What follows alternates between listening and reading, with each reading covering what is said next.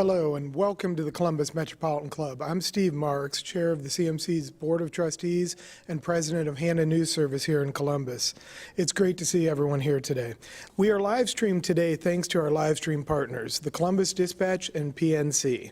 We'd also like to thank those of you who purchased a virtual seat for today's forum. We are very grateful for this support and are able to continue live streaming services in large part because of you. Thank you. Amidst a backdrop of politics, divisiveness, and a public health crisis, the most important signpost of our nation, the 2020 U.S. Census, must be accurately completed. The benefits to residents include distribution of taxes for schools and roads and representation in federal government. Reports of low participation and a shortened project timeframe are troubling. Let's welcome our experts for today's forum. Stand Up, Be Counted Census 2020, Executive Director of the Children's Defense Fund Ohio, Tracy Najera, Executive Director of the Ohio Women's Alliance, Aaron Scott, Franklin County Commissioner Kevin Boyce, and our host, journalist and CMC board member, Carol Looper. Carol, the stage is yours. Thanks, Steve. As we know, the census is mandated by the Constitution. It's an every 10-year head count. The purpose, as Steve mentioned, is to know how many people are living in a household for many purposes, so that communities in a state can pay for schools, fire, police, and districting, to get $1.5 billion federal dollars distributed. So let me throw out a first question to all of you. How important is the census to our community? Well, that's a great question, and that's why we're here, because it is essential to so many things within our community. Everything from, public services to, how businesses and corporations decide where to build their next headquarters, and also to our democracy. Let's face it, when we know how many people are counted, when we know how many people live in our community, we know what our community needs, and we know how many folks we can, have in terms of our congressional allocation. And these are just so critical to everything that we do. And, from funding, the representation, strengthening democracy, it's really the critical civil rights issue of our day. When you're counted, you're seen. And that's what we're all fighting for, right? To be seen and to be heard. Kevin? Well, I think Tracy really summed it up. The only thing I would add is that we're living in a COVID-19 environment where our lives have been upended in so many ways. But as I've engaged with CDC in my role as a commissioner, as I've engaged with physicians and public health practitioners, what I know for sure is that all planning, all response planning, all trying to, I can't think of the word, when you trying to stop the spread of the virus, all that planning, whatever term I'm missing there, all of that is practiced and planned based on census data, where people live, where density is most highest, and perhaps where we can't navigate as easily around the stopping of the spread of the virus. And so what I'd say to people is now 2020 is one of those years where the census, unlike years before, we can really see the life or death impact that knowing exactly where people are, knowing exactly what the demographics are and the dynamics are, really allow us to be more responsive, allow us to plan going forward, and most importantly, allow us to address the issues of the day, be it, as Tracy said, building a business, building a school, building homes, whatever it is you can think of, it's all generated from using data or information around where people live. Aaron? Yeah, I agree. The critical nature of the census really cannot be understated, because what's quite literally at stake is our democracy. The ramifications of having an undercount in 2020 will impact the redistricting process. And in Ohio, where we have sorely gerrymandered districts, we are due for a complete overhaul of what representation looks like in our state. And so this undercount that we will inevitably have is going to have long-term impacts, not only on all of the people who benefit from public services, but also on foundations who are trying to operate to serve filling gaps for programs, right? Because when people are undercounted, when our community and our grassroots organizations, don't receive that amount of government funding that they should because of the undercount, guess who we're going to turn to fill the gaps? We're going to be looking at our for-profit industry. We're going to be looking to philanthropy and individual donors to fill those gaps. So I think, I don't want to paint a dark cloud over the conversation, but the next 10 years is going to be very financially, it will be a strain on a lot of our nonprofit organizations, and I think for a lot of businesses as well. Now, I filled out my census form online, and someone I spoke to this morning said he had 3 different people knock on his door to do a census count, which sort of surprised me during the pandemic. I'm sort of surprised that there are people out there. But will you talk about the different ways that people can be counted? Absolutely. So actually, this year is really, this census count is really kind of phenomenal. So it was the first year that they rolled out a web-based approach for this. So you had so many different options. You can either fill it out on mycensus2020.gov, which only takes about 10 minutes to do. You can call in your census.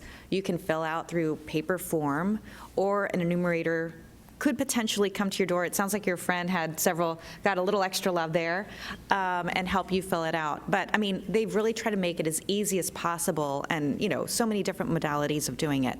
However, the challenge here really is, when the pandemic hit and the stay-at-home orders, were sent out, the Census Bureau basically ceased all field operations. And they didn't resume those field operations until just July. So, I mean, during this time when you should have had people out there, knocking on doors, having like face-to-face activities, encouraging people and their neighbors to fill it out, none of that was going on. So we're sort of behind schedule, behind the timeline of where we're supposed to be. And speaking of the schedule, it was shortened, and the Census Bureau was letting some people go because it was shortened to September 30th from its original date of October 31st. Now, a federal judge on Saturday ordered a hearing September 17th to see whether it can be extended. You want to talk about that? Well, I mean, the reality is it just needs to be extended. I don't think there's a person in America, if not the globe, that 2020 hasn't taken its toll to rearrange our lives a little bit and sort of call the audible so that it allows us to change our lives a little bit. And so I think it's unfathomable that we can't extend the count time so that we can ensure that communities get organized. Tracy was talking about the different ways that we go and count people, from enumerators to online to mail-in. But the reality is that you and I will do our census every 10 years. Dutiful. We trust the system, and we don't have perhaps a language barrier, but there are people in this community that are quote-unquote hard to count, and these are folks with language barriers, homeless people, people who are intimidated by the process. And so it's so critical that we have the ability, the time to get to those folks. And 2020 the year has just changed how we're doing things and how things are happening. I mean, for 2 or 3 months, we were essentially on quarantine as a community. And so we couldn't even do the normal counting process that would normally take place, even to get the word out. And so I think it's really important that that date be extended. And what we're asking for is just to allow us another month, take us to the end of October, which was the original date that it was extended to, so that we can do our part to ensure that everyone is counted. And remember, the census is about counting residents, people who live in your community. And so it doesn't have anything to do with if you're a citizen or not, or how much money you have, or what community you live in. It's really about ensuring that we know exactly how many people live in this community, and that means everybody. And so we need the time we're at currently. at about a 65% a return rate here in Franklin County, and we've got to do better. There's so much at stake for Medicaid, education, Medicare, transportation, and so if we don't ensure that everyone's counted, we're missing out on literally millions of dollars to help us address important issues that impact everyone's quality of life. There was an issue of citizenship. Apparently, the president wanted to have a citizenship question. That was overruled. But I'm wondering, there are people who are legally in this country who may not be citizens. And I'm wondering, are they counted in the census as well? People who have not taken the citizenship exam but may be here from a different country. Absolutely. The Constitution is very clear. Everyone who is in this country is counted. If you're an international student, right? If you're here, on certain visas, it doesn't even matter. Everyone is counted. And I think that's really important because, what we've seen over the past 2 years are efforts to kind of muddy the waters around who counts and who should be counted. And, almost creating like a sense of fear, right, in terms of that. And we've seen this repeatedly, from the citizenship question to this summer, a memo was sent out basically saying that there would be a post-count analysis to determine who were citizens in the census, which of course was tapped down. But there's been efforts throughout this national count that's been occurring since 1790, right, to make it less accurate or maybe less complete than what it should be. And I think that's really troubling. And I know Erin and many of her colleagues on the ground have been doing a lot of work to kind of myth bust and do some of that outreach. Yeah, I think this is where, again, the local trusted messengers are so important, and why we need to invest in community groups that have those existing relationships up front, because they're the distrust and what, the Commissioner Boyce mentioned previously. Yes, that's a very real thing. There's a lot of divisive messaging right now that's intentionally causing mistrust in our government.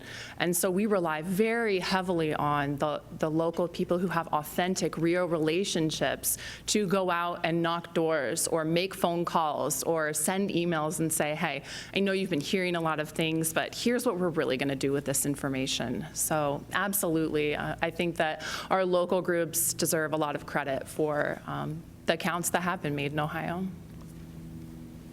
Talk about the political implications of the census, what it means politically. I was reading that each party wants it to go sort of their way, their year. And I know there are political implications in what comes out, particularly redistricting, certainly. But what are the political implications of getting a full census? I feel like everyone in the room is looking at me on that question. The elected person. But absolutely. I mean, as you all know, every 10 years with the census comes a reapportionment or redistricting of how we are structured as a state. And in Ohio, we're competing with states like North Carolina and Georgia in terms of population growth, where over the last several decades, we tend to come out on the losing side and lose seats in Congress. And the expectation is potentially that we're going to lose another seat. And why that's important, for Franklin County, for Central Ohio, let me give you an example. What today is the 3rd congressional district, which is Joyce Beatty's seat. That seat was created for the very first time after the last census and after the last apportionment process. For the first time in the history of America, Columbus as a city, the 14th largest city in the United States, was represented wholly in Congress, meaning that there was a district that Columbus was represented, and it has meant tons to Central Ohio. Now, to those congressional folks who served historically in the past, it wasn't that they didn't represent Columbus's interests, but they represented the region's interests in a different way. And so sometimes, just sometimes, Columbus's interests might be different from a county, the next county over, Delaware County or Union County. It just may be that our interests are different, and so it's so important. But one other point I want to raise, because You get one shot at this every 10 years. There are no corrective measures for census data collection. There are no adjustments that are made. You get one shot, and that's what defines your community. And you think about all the things that happen in the course of 10 years, that if you had a chance, if it didn't happen, just think how dramatic life would be. 10 years ago, did you know there were no Fitbits, there was no Instapots? I just got one the other day. I'm looking forward to using it. There were no air fryers. I just got that the other day. It's an all-in-one. I'm looking forward to it. They didn't even have ultra-definition, high-definition TVs 10 years ago. And Uber and Lyft and Netflix, iPads, Alexa. I mean, so you think about all of the things that occur in 10 years, and if you get one shot at it, and if we were to say, you know what, for the next 10 years, no technology, whatever we've got on that day, that's it. I mean, think of how dramatic that would be. And so it's so important that you get it right. And so from a political standpoint, we think of that in terms of everything we do. Every decision we make is data-oriented, whether it's a bond transaction or something that we're doing where we've got to look at population trends, or even transportation decisions. Where can you drive in Columbus and not see an orange cone or a crane somewhere? All of that is based on information. We do those things based on data and information rooted in the census. And so when you asked about the political question, to me it shouldn't be a political question, because it's really just a basic how can we do our best kind of question. And sometimes when we get wrapped up into how the lines are drawn, what the pencil's who's going to catch over here, I think we miss the idea that we're just trying to get it right. We're trying to provide a good quality of life for everybody, and we need information to do that. Aaron, you're nodding. Yeah, I think what's really exciting about this year's census is, despite all of the hurdles, the investments that the Ohio Census Advocacy Coalition has made in the different nonprofit organizations across the state are going to allow us to flex more muscle in 2021 when we need to hold our elected officials accountable.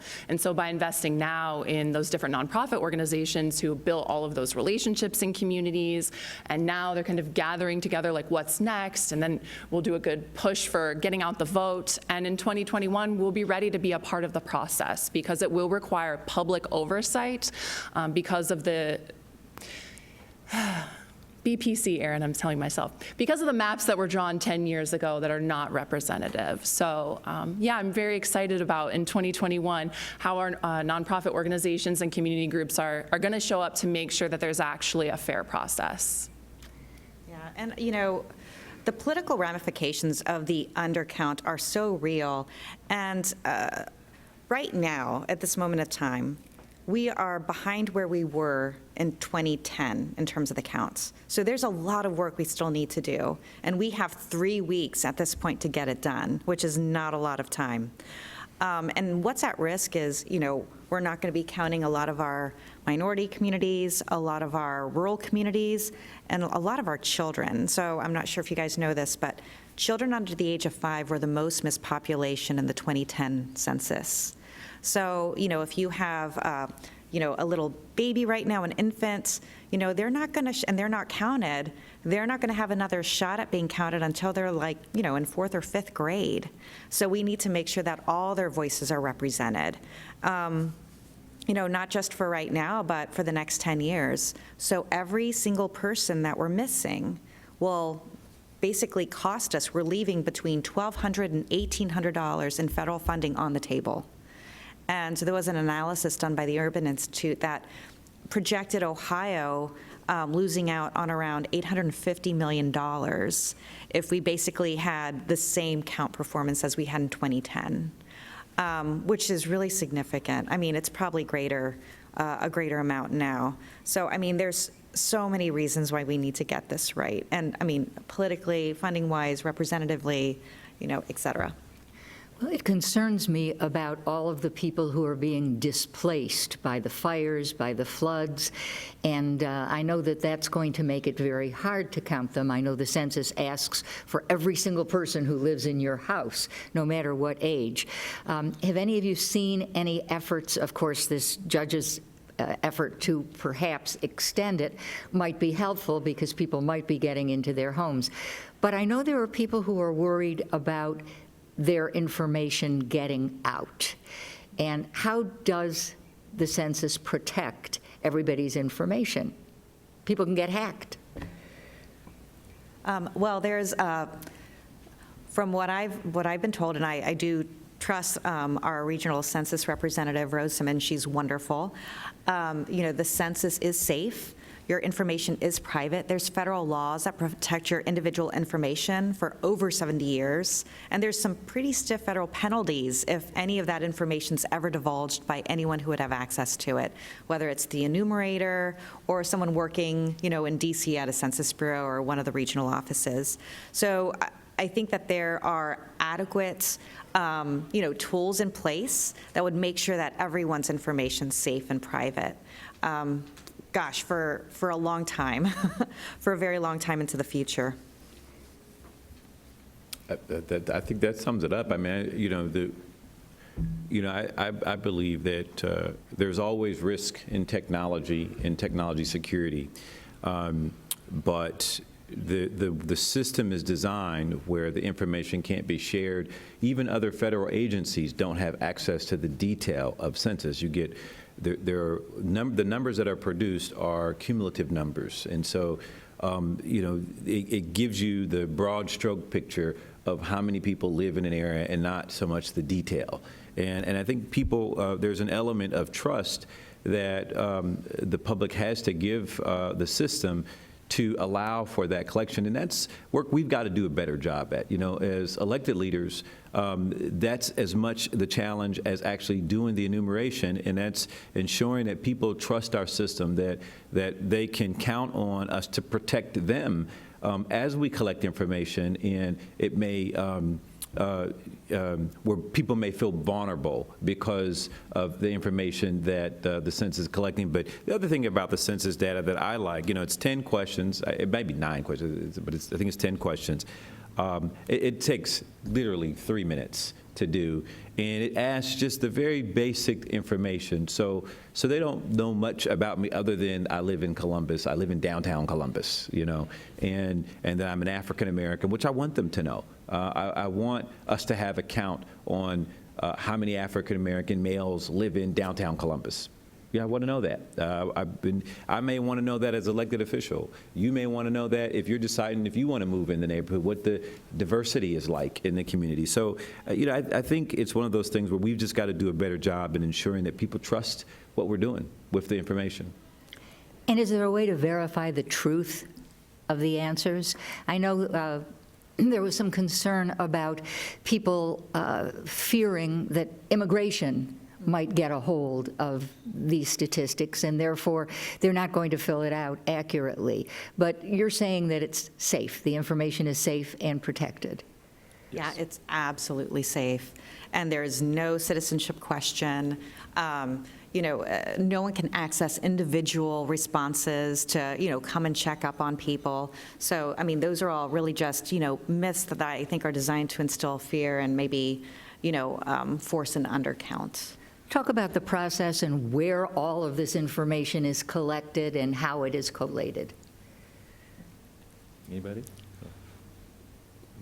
Well, I don't know that I have that kind of detail. I assume it goes to some cloud. I'm kidding. But here's what I do know. I know that there's probably not a week that goes by where something that we're doing with regards to decisions that we are making that we can't access the database, and I think it's called the American Community Survey, something. But that's the more extensive data grind, if you will, that allows you to sort of peel back the numbers for research purposes. So you're not learning anything about anybody in particular, but you can zero in on perhaps where I'll give you an example. A few years ago, we zeroed in on where the newest population of new Americans was settling in Central Ohio. And the reason why we did that was to put more services and resources in that community for English as a second language, for employment development and workforce development, for housing, better housing scenarios, because it matters to us all that everyone has resources to be successful. And so we use that information from the repository of the American Home Survey, American Community Survey. what is it? American Community. Yeah, that's it. American Community Survey, we use that information to make decisions that impact your life every day. And so, I don't know how granular we get past what kind of system they put it in and whatnot, but I know, and it's not, to be honest with you, the times I've used it, it's not a simple system to navigate. Nonetheless, the information is valuable resources for real decision-making that matters when the schools are building schools, when we're building roads, when we're thinking about a community center or affordable housing. All of that's generated from the data that we're able to get from that system. Yeah. You talked about 65% in 3 more weeks or so. Are there solutions to getting the information out there to people in the community? You said you need to know where the new Americans are moving, but how does one get the census questions to them if they've only been, for example, in Columbus for 6 months? Well, again, I just can't say enough about the Ohio Census Advocacy Coalition and how they've been very nimble throughout the pandemic and, of course, the different racial justice uprisings that have happened over the summer this year that have really shaken up a lot of our different plans as community organizations or nonprofits. And so the rapid response over the last month to be able to quickly move money into the field has allowed us to kind of pivot. And most recently in Central Ohio, we put up billboards in hard-to-count communities in, I think, 4 different languages: Somali, Vietnamese, Nepali, one more I'm forgetting, but ensuring that we're meeting people where they are, so that whether someone is recently arriving or someone just hasn't had a numerator come to their door yet, we've had to be kind of creative and figure out where we can leverage different relationships and opportunities to seize and make sure the message is out there very quickly. And luckily, digital really helps. Being able to do ads and again, reach people on their phones and on their computers has been really great. Yeah, and a lot of our social service agencies around Columbus and Franklin County, they've been wonderful partners with us as well in terms of making sure that, for example, I'll just give you an example here. Our Lady of Guadalupe Center, which is part of Catholic Social Services, they run a food pantry. And they've been, providing census information to people that are there for services like, to see a social worker or a lawyer or to, access the food pantry services. And I think that it's partnerships like that where you have individuals, there's obviously some trust there. They're seeking out help. And, oh, by the way, fill out your census. And, at the same time, dispel some myths. So with the Ohio Census Advocacy Coalition, we're a group of around 40 organizations from throughout the state of Ohio. It's co-led by Children's Defense Fund, regionally led by the Ohio Women's Alliance. And we've been receiving rapid response grants that are then funneled out to all the nonprofits that are members that have direct one-on-one access to individuals who are in these hard-to-count communities. And we've been operating for over a year now in this space, and it's been challenging. The pandemic has made it more challenging, and all the different memos and orders around different timelines and questions have also made it challenging. Any optimism here? Absolutely. Yeah, I mean, we have 3 weeks, and one of my colleagues was participating in a roundtable recently where one of the people leading the conversation said, all of you have power to make this work. You can make sure that your own families filled out the census, you can make sure that your friends and your families have done the same. I mean, obviously much more is needed, but yes, I mean, we have to be optimistic here. And also, I think with the lawsuit pending, or the hearing scheduled for the 17th, we'll find out soon whether or not we get some additional time to do the work that we know needs to be done. Otherwise, we would have spent the most money on this census with probably some of the worst results. And that's, I think, a failure of our policymakers. I'd say I'm anxious but optimistic. I mean, 2020 is just such an unknown kind of environment, and that we don't have a vaccine yet, that the fall is around the corner with the flu looming. I think there are so many unknown factors that can detract us or distract us from sort of the day-to-day things that we need to do, like the census. Just happens to be a census year. I mean, you think about it, if this were 2019, it wouldn't be an issue for the census. We'd probably be doing better. So I'm anxious, but I'm optimistic. I'm optimistic in that I think my belief about America is that part of our culture, part of the American spirit is to rise to the occasion, to take on, we're at our best during our toughest times. And I think that's part of our culture. I think that's the American way. And so I think what you'll see is people are responding, people are engaging, but they're navigating an election. They're navigating a very controversial election. They're navigating a global pandemic. They're navigating school being started again. They're navigating work changes. They're navigating the economy. And so in the midst of all of those things, oh, and by the way, your census needs to be filled out. I think that's the challenge that many American families will face, and that's why we need the extension, because we need to be able to give people that flexibility through a very difficult time in our history to be able to do that. But again, I think the American spirit is rooted in our best responses during the time of adversity and challenge, and so I'm optimistic that we'll meet that challenge, especially if we get the extension of October 30th. Erin, any optimism in your corner? Absolutely. We've just seen such creativity and responsiveness from the community partners who have had to navigate reaching people from a distance. The Ohio Progressive Asian Women's Leadership Organization, OPAL, did this beautiful story series online digitally called Invisible, and it was a storytelling campaign about how do AAPI women get visible in Ohio and using the census as an opportunity to be counted and lift up the community.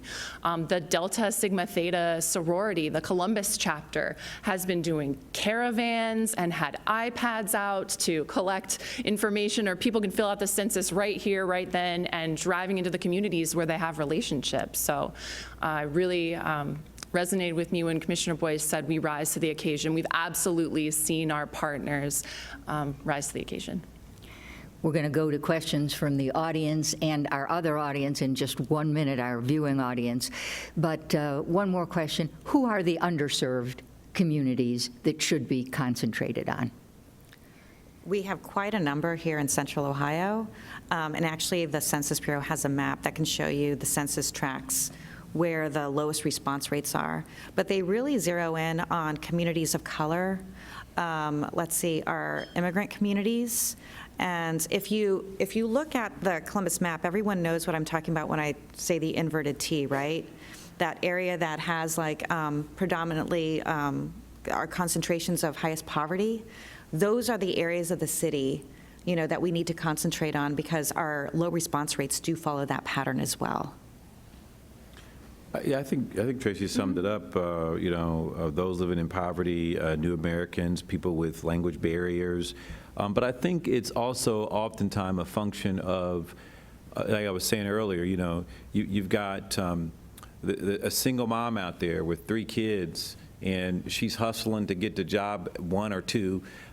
She's hustling to get the kids off to school, get dinner made, then get to work, make sure they're doing their homework, and oftentimes the timing of when she's home and when she can do that doesn't always fit in the normal sort of 9 to 5 kind of environment. And again, it just goes back to, why would we not extend the deadline to ensure that people like that single mom, where you look at places in the north and eastern quadrant of Central Ohio, there's a predominant number of minority single moms, and so those are the folks who end up getting undercounted, because, we haven't facilitated the kind of environment to allow them to navigate all of their challenges they've got and make sure that they're counted, because they have to prioritize so what they get done that day. And we worry about those same elements in voting. We worry about those same elements in where we, put new companies up and transportation issues. And so when I think of undercounted, I think of the traditional sort of people living in poverty, but I think of real specific people that we need to know where you are. We need to know who's in your household so that we can get you the type of resources you need. We can make sure that there's a bus line in your neighborhood so that you can get to that better paying job that's downtown or on the other side of town and whatnot. And so, it just depends, Yeah, and I think that's a good point with life situations or circumstances, and not necessarily like geography all the time. So we see a large population of homeless that are not counted, of, opportunity youth who might not be living in a house or, be moving from couch to couch, not having like a permanent residence, and also college students, with school or all these college students being sent home right after spring break and not coming back to their dorms. They were part of a group that was supposed to be included in congregate counting, like within their dorms. Well, some of our college towns and probably some sections of Columbus are going to have some real challenges with that. Good point. We're going to go to our audience questions now. Jane will ask the questions that have been coming in online. Jane? Trip Lazarus asks the question, is undercounting fairly uniform across the country? How does Ohio compare? And are the same demographics undercounted everywhere? So I have a little bit of data, not on all this question, but Ohio compared to the rest of the nation, we're actually doing pretty good. We have about 69.5% response rate compared nationally to 65.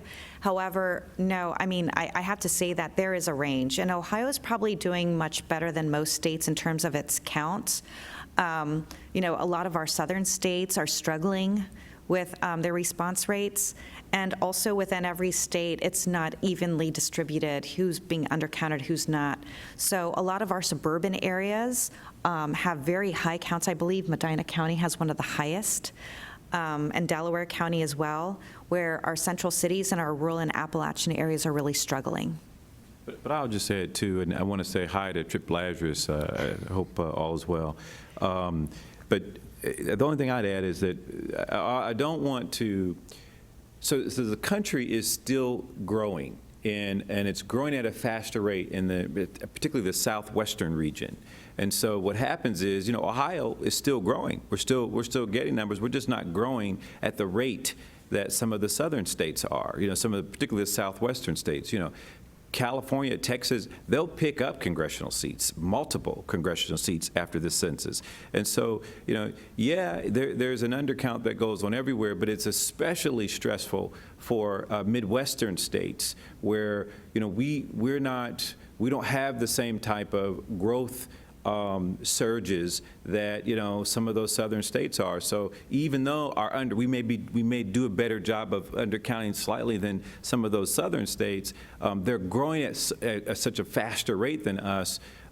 It's really critical that we focus on our homeless, our student population. Tracy mentioned the student population. My son was sent home. He goes to school in Rhode Island, Providence, Rhode Island.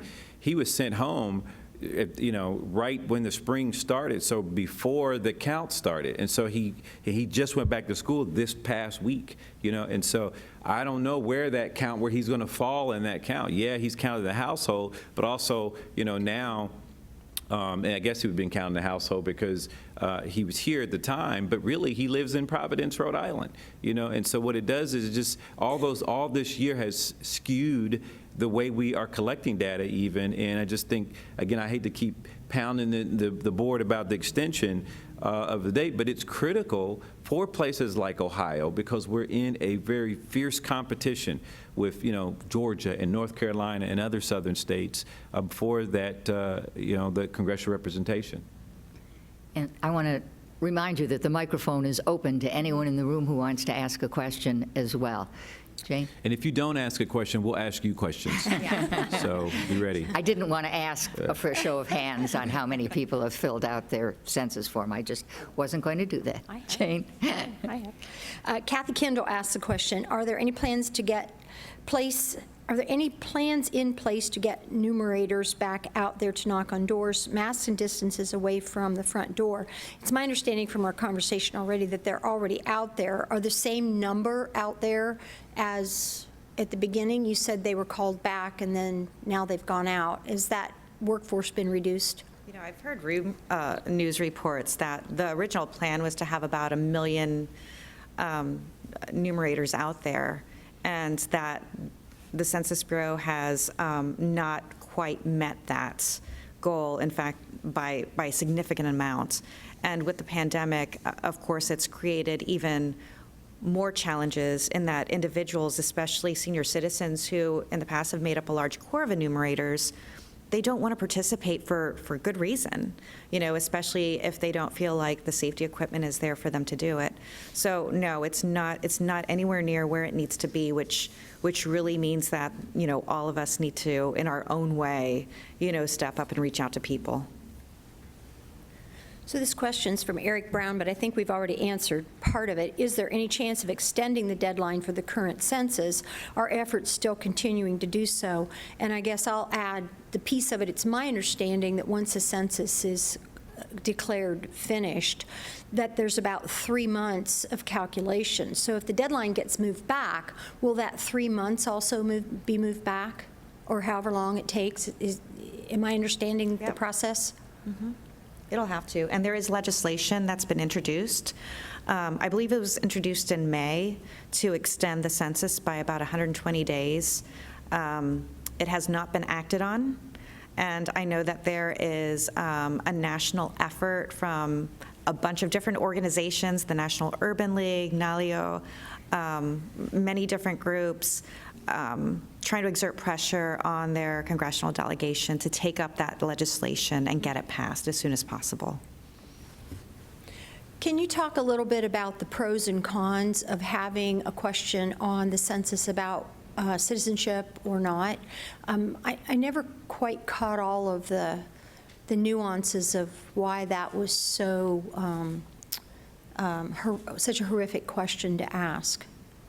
I'll go first on that. I mean, because the census is not about citizenship. It's about the number of people who live in the United States of America. And our founding fathers designed it that way from the very beginning. And the idea was to try to have a real understanding about who is in your country, not how many citizens we have. I mean, there are other ways to understand the number of citizens in our country for many reasons, from the Social Security numbers that we have to other medical data that will give us that. The census is important to know because it's important for a county commissioner to understand the volume of people who will use the Broad Street Bridge this year. And that's important because that kind of data and information is transferred to our engineers when they design the bridge, and they look at the load, and they look at the use, and they look at the commerce and traffic patterns. And so it really is critical that the census is solely designed to understand the count of people. In fact, you know, as we operate in Franklin County, it should be noted, we serve the residents of Franklin County. The residents of Franklin County. There are over 1.3 million residents that live in Franklin County. And if we said, okay, we're going to count only the citizens, you know, and we're going to plan everything accordingly, you know, think of all of the missed decisions that we would make around housing, employment, transportation, education. And so to me, it's you know, our founding fathers, I think, got the principles of democracy embedded in our Constitution. They didn't get everything right, we know that. In fact, there were plenty of things they got wrong. However, one of the things that they got in terms of really understanding how to how a country is managed and decisions are made is just understanding the volume of people. That if you had lunch today and you said, okay, we're going to serve these 3 people, but you got 40 people that showed up, you know, that that's going to be a problem. And so I think I'm being very simplistic about it, but I think it transfers very much appropriately. $1.7 trillion is out there in federal money to be distributed after the results of the census are in. Do we know how much we got after 2010's census? How much came to the city, the county? Anybody have that count? Well, I can tell you how much came into Ohio as recently as a couple of years ago. It was around $56 billion. So, I mean, that's to local governments, that's state government. I mean, that's pretty significant. And I think that it behooves all of us, as people that are concerned about our communities and are invested in them, that we do everything we can to get every dollar off that table. And one of the reasons that organizations like ours, the Ohio Women's Alliance and the Women's Public Policy Network and other organizations that center women are so passionate about the census is because actually women operate as making a lot of household financial decisions with groceries, health care, where the family is living. And so the amount of money that's actually coming into our state, women have a huge stake in, especially when we're talking about programs like TANF.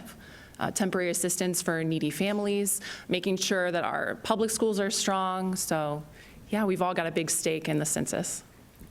So if I'm a person who hasn't filled out the census, or maybe I'm not quite sure if I did, and I can't find the paper one, I don't have a computer, what should I do if I want to fill out the census? Well, there is a 1-800 number that you can also call, and I'm sure I just knew I had that here.